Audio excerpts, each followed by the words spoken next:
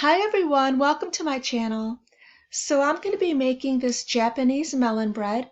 I first discovered it on my first trip to Japan in 2016. Then my next two trips, it was actually something that I was looking forward to having. It's that good. So let me try to describe it for you guys. So on the inside, it's a very soft, mildly sweet bread. Very soft. On the outside, it's almost like a cookie. So there's a cookie crunch, sweet on the outside, on the inside, really soft.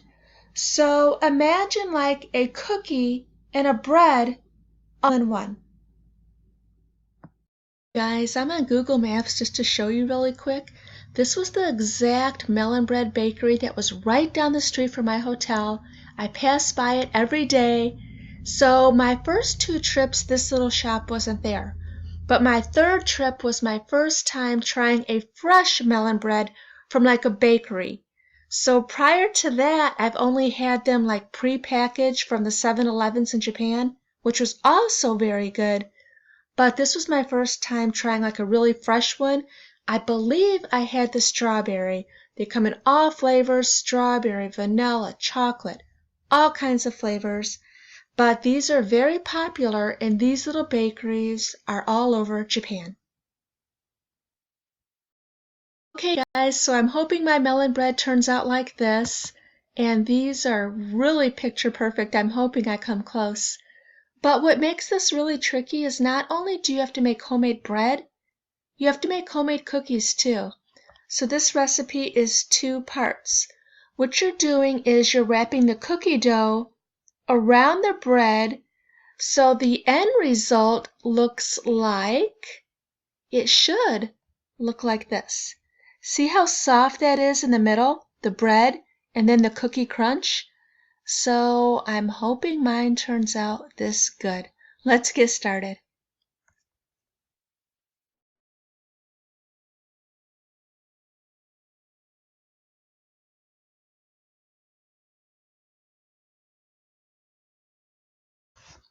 Okay, so here's the exact recipe I'm going to use. Feel free to pause it if you need to.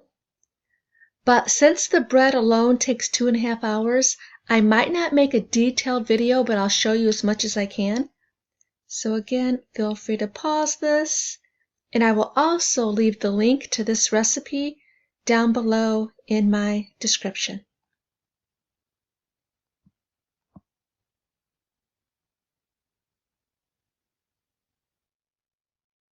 Okay, so here's what my dough looks like so far.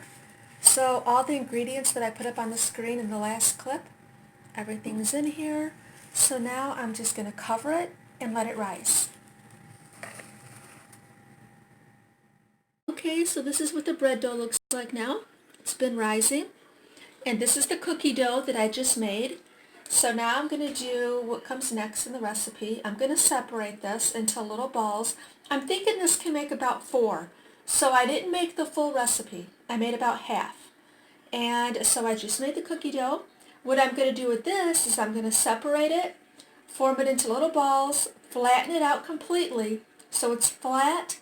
So you want, imagine like rolling out cookie dough. So you're going to make circles, and the large flat circles are going to cover the little bread balls, if that makes any sense. If it doesn't, I'm going to show you guys. I section the bread dough into 4 pieces. So it looks like it's going to make about 4. So I had it covered, and now I'm going to let it rise again. Okay, this is what my sugar cookie dough looks like. Just how I wanted it to look. So what we're going to do is we're going to put the, did you see where I had the bread into separate 4 little balls? We're going to put it right in the center, and we're going to wrap this cookie dough around it. So that is the plan. So are they going to taste good? Yes. Are they going to look as good as the ones in the beginning of the video? We'll see. Okay, so it's time to put these together. Here's my bread. Here is the sugar cookie dough. I have some egg wash. I have regular sugar for the cookie crunch on top. And since it's Christmas, I have some red sugar and some green sugar. So let me get started, and I'm going to show you guys how I put these together. Alright, so here's my first one. So I took a little rolled up bread ball, put it inside the cookie dough, brushed it with egg wash, rolled it in sugar, and then I scored it with this little pastry cutter. And that's what it looks like. So now I'm going to go on to the next ones. And here's the second one. So here's the first one again. And now I'm going to do the next two. And here is the third one.